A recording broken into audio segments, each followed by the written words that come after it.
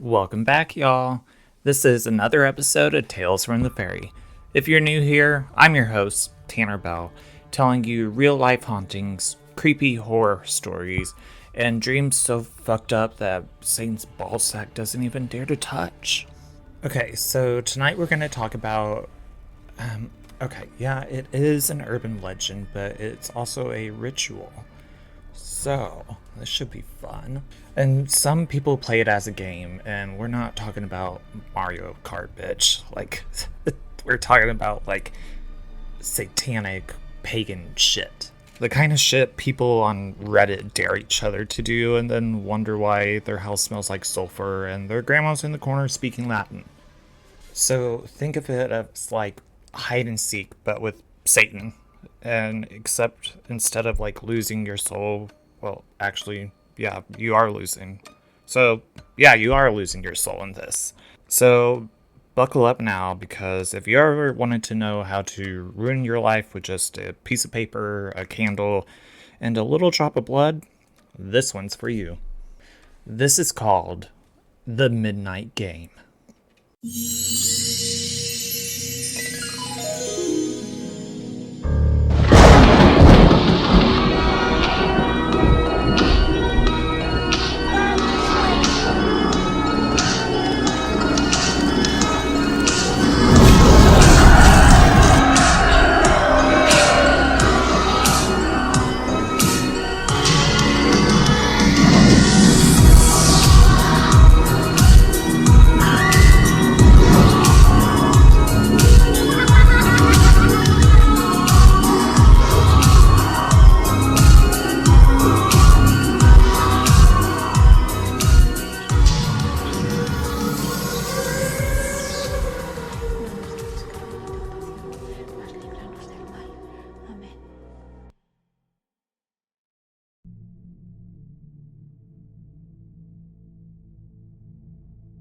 Okay, so here's how this stuff works. And let me just warn you all, do not try this at home because if you do, you are dumb. But also, if you do, record that and send that shit to me because I want to see it. Okay, so step one, you're going to need a piece of paper, a candle, any color, I assume, some salt, and a writing utensil. Sounds pretty easy, but will fuck up your life real quick. Oh, and some of your blood, because of course you do. It's never just like grab a snack pack and a juice box. No, these bitches always want blood. Okay, so the next thing you're going to do is you're going to write your full name on the paper. That's first, middle, and last. And it can't be initials or anything like that. The Midnight Man is not here for your half-assed paperwork. He wants the full thing. And then you prick your finger and drip a little blood on it. Are you following? Okay, good. Step number 2. At exactly 11:59 p.m., you put the paper in front of a closed wooden door.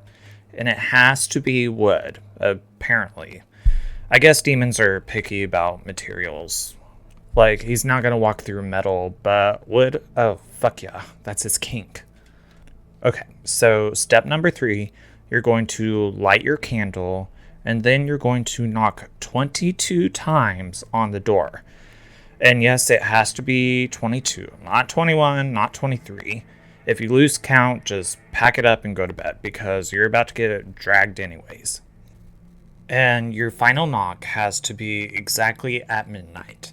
And if you're late, bitch, he's already inside. Like, you're fucked.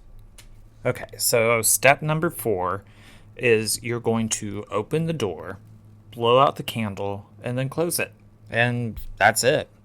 You've invited the Midnight Man into your home, so congratulations on that, because why not? So here's the fun part, apparently. So from midnight to 3:33 a.m., you have to wander around your house in the dark with your candle lit. And if your candle goes out, that means the Midnight Man is close and you've got about 10 seconds to relight it. And if you can't, you need to get your ass in that salt circle. And no, I don't mean a sprinkle. Like, I mean a full on circle. None of this, I drew a line with a french fry shit. And by the way, like, if you mess this up, you're gonna ask what happens. Well, hallucinations of your worst fears will happen. And then you get ripped apart by the Midnight Man, which is kind of iconic, right? And you have to keep all of this up until exactly 3:33 a.m. And then you win. And you can call traumatizing yourself for 3 hours winning. Good for you.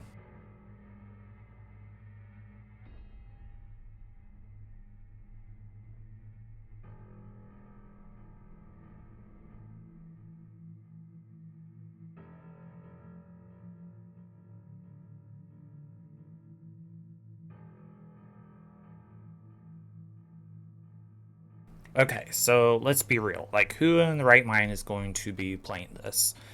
I mean, maybe some teenagers at a sleepover thinking it's not real. I doubt it. Like, me and my friend, we just made a homemade Ouija board and called it good. But like, I don't even play Monopoly anymore because it takes way too fucking long, and it's just a pain in the ass. So instead, let's invite a demon into our house and play with it for 3 hours. Sure, yeah, why not? And then like the rules for this, like salt circles, candles, blood, doors. It's almost like demons are running IKEA instructions. Also, like, why is it always 3:33 a.m.? Like, is that just the devil's happy hour?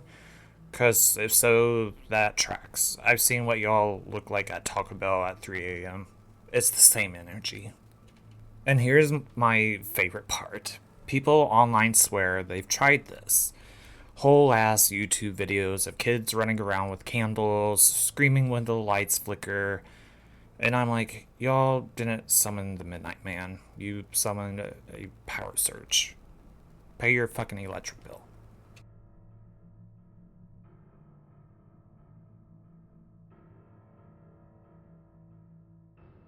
Okay, so, you're probably thinking, yeah, this is like some creepy pasta bullshit. Like, no one's actually dumb enough to try this. But let me tell you about a real girl named Erin. Erin and her friends decided to play the midnight game on a summer night when they were bored, probably had too much caffeine, too much internet, and they were way too cocky for their own good. So they followed the rules to a T, right? Like they wrote their names on the paper, they lit the candles, they made the salt circle, they dripped the blood on the paper, which blood magic is something I would never fuck with. Like you're tied into that shit. Have y'all seen weapons like Aunt Gladys? Yeah, not for me. So, anyways, like everything felt like a joke until about 20 minutes into the ritual. And that's when the knocking started. So this knocking wasn't coming from the front door or anything. No, like they swore it was coming from inside the house. So the air is getting really heavy and it's getting really cold. One of the candles went out and Erin scrambles to relight it. Her hands are shaking at this point, but the flame kept dying. Like something was sucking the oxygen straight out of the room. And then she heard it. A whisper. You're not supposed to be here.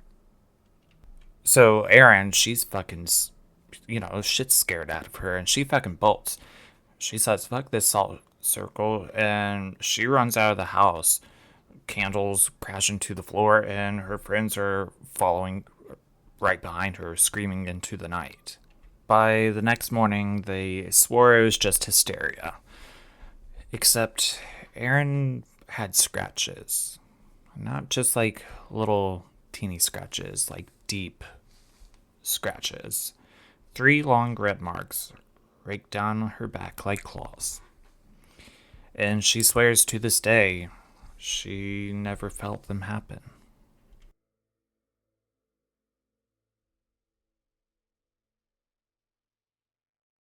So, what happens if you lose the midnight game? So, players report the following when the Midnight Man is near. There's sudden temperature drops, the feeling of being watched, whispers in your ear, tall, shadowy figures in the corner of your eye, and if you really screw up, hallucinations of your greatest fear. So the legend says, if the Midnight Man catches you, he'll either A, rip out your organs one by one, which sounds god-awful, B, trap you in an endless hallucination of your worst fear. So I imagine that's like your own personal hell. Kind of like American Horror Story when she gets trapped in her own hell and she's folding clothes and, yeah, that would be a nightmare. Or C, he drags your soul away forever. Forbidden things that are in this ritual. So, 1, don't turn on the lights. 2, don't fall asleep. 3, don't try to leave the house. 4, don't use someone else's blood. And the 5th and final forbidden thing is to not taunt the Midnight Man. Like, seriously, people online claim he gets violent.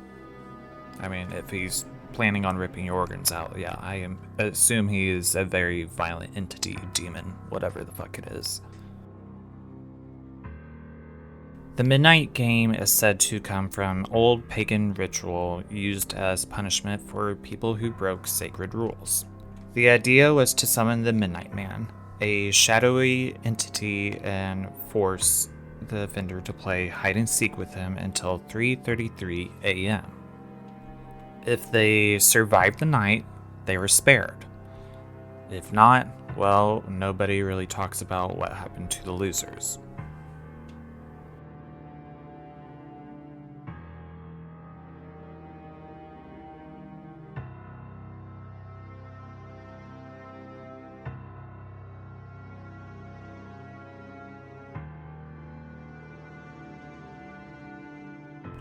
So, if you're stupid enough or brave enough to try the Midnight Game, don't say I didn't warn you.